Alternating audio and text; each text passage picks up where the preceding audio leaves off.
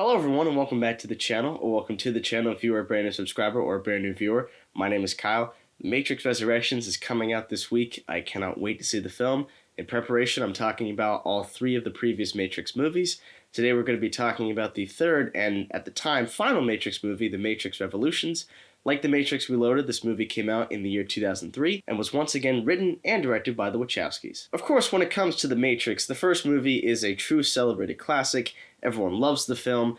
The Matrix Reloaded was definitely a bit of a mixed bag for people, but I'm one of those people who still really enjoys that movie. I rewatched it and I still liked it a lot. So I was excited to rewatch the third movie because this is definitely the movie that I've watched the least and was always considered my least favorite, but I was like, you know what?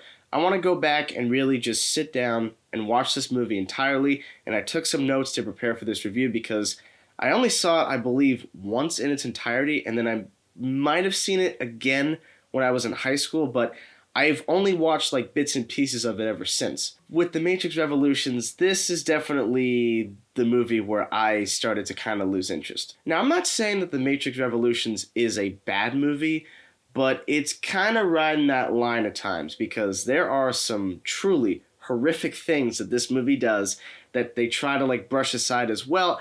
I guess we just had to do this. If you saw my review of the second movie, you'll know that at the end of that review, I was questioning how Neo was able to stop the machines, and I said that I was going to talk about that during this movie. And it's basically revealed that essentially as the One, he has powers that extend the Matrix world. Okay, I mean, I guess I can accept it for the purposes of Neo and the idea that he is stronger than the previous The Ones. While The Matrix Reloaded suffered at times through excessively wordy dialogue, this movie takes the cake for wordy dialogue. Sequences that should not go on for 5 to 10 minutes go on for that length when we really want to see other things happening. There is a lot of editing choices in this movie that, to me, watching it, I'm like, I don't get why they did this, because if they did that, it would have made a lot more sense and would have made everything feel more intense. I will say that for all the problems of this movie, I would say that I was genuinely on board for the first 25 minutes or so of the film. I did like the scenes in Limbo. I like the fact that the program Neo meets is the guy that got dragged when they met the Merovingian in The Matrix Reloaded. I thought that was pretty cool. He talks about programs feeling love. I actually think that conversation was genuinely good. I like the sequence with the train man. We get reintroduced to the character of Seraph. That dude is awesome. But it's when we get to the club shootout that I began to realize something that I can't believe that I was going to say, but the action is boring here. And that is crazy to think because The Matrix practically redefined filming action in slow motion. It found a way to make it really cool, and the pacing during that lobby shootout from the first movie is just unparalleled. This sequence just feels like everyone's just moving so slow and methodically, and it just doesn't feel natural in any way. And then there's the Oracle. Now, this is one of those things that's it's kind of sad to mention it, but I do have to. I like Mary Alice as the Oracle in this movie. I don't think there's a problem with her performance outside of one line where she talks about Neo being a matter of an unbalanced equation that the architect said in The Matrix Reloaded. That line was just awkward. But it's the fact that she looks so much different from the original actress who played her. I believe her name was Gloria Foster.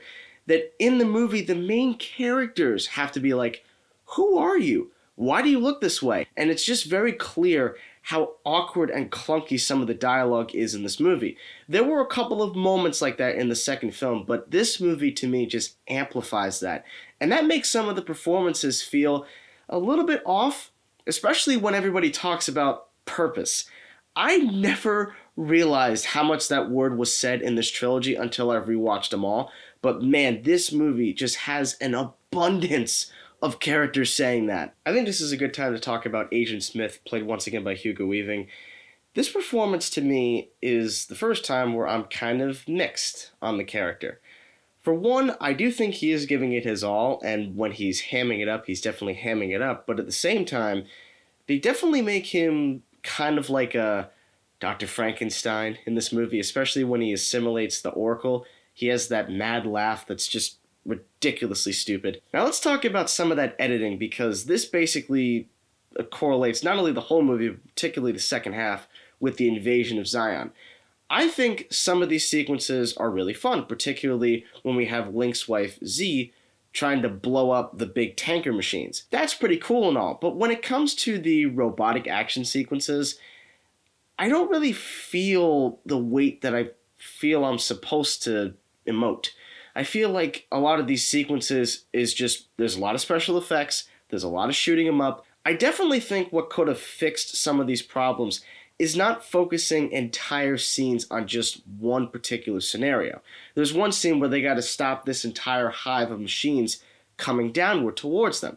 What would have been cool is we could have cut back to Neo having the fight confrontation with Smith and then getting his eyes burned and then cutting back to see what happens to him directly after. Instead, they basically spend about 40 minutes of the movie without Neo. It's almost like the main character of the movie just got sidelined, like Mad Max did in Fury Road, although Fury Road is a unanimously way better film in every possible way. It's kind of weird to think that the main character of the first two movies is kind of just like pushed to the back. And then right after this, Neo is able to jack into the Matrix when he talks to the Source in the Machine City, and we get the final fight between he and Agent Smith, which is, well, to be perfectly honest with you guys, it's pretty boring because, again, they focus the entire sequence on this fight scene, thinking that it is the greatest fight scene of the entire trilogy, and it just isn't. The one thing I do like is Neo having the realization that he simply can't beat Smith, and in order for this to happen, Neo has to be assimilated by Smith. I actually really like that. I think that was a really, really good thing. What could have made this scene feel more vibrant is if you cut to the finale fight with the machines trying to invade the Zion Temple, because that's where Morpheus is, that's where Niobe is, that's where all the characters that we really liked from the first and second movie are. I think if they cross-cut the fight between Neo and Smith and the survival of the final Zion members, that to me would have been really awesome. It would have made the stakes feel that much more intense. I don't know why that choice was either never considered or maybe they thought about it and they were like, no. The fight scene between Neo and Smith, that's the scene that is going to blow everyone's mind. And it just doesn't. It feels very lackluster. And that's how the major fight scenes in this movie feel. They don't have the same weight or gravitas that the first movie and the second film, in my opinion, had. Now, it was interesting seeing the Oracle and the Architect sharing screen time, the mother and father of the Matrix talking about how the humans will be freed. And then there's that moment where the little girl comes in and she says, will we see Neo again? And the Oracle's like, I reckon we will. So even back in 2003, there was always the possibility that there could have been a sequel to this film. Overall, guys, The Matrix Revolutions is a movie that I would not say is bad, but it's kind of riding that line. The wooden dialogue does not make the incredibly wordy scenes any easier to sit through. The fight sequences just aren't that interesting, and some of the side characters, I feel if they were removed entirely, nothing about the movie would change. I did think the opening 25 minutes was the best part of the movie in my mind, but this movie to me is like, it kind of rides that just thin line of just meh. I'm going to give The Matrix Revolutions a C. I definitely think the visual effects in this movie are very impressive, especially with the 4K transfer I saw it on. I talked about that when I reviewed The Matrix Reloaded, but I was definitely impressed with the color correction of this movie. The first film was a little bit awkward in 4K because I felt like some of the color grading was a bit inconsistent, but definitely here, this is definitely the best this film has ever looked. I'm excited to see The Matrix Resurrections, I really am.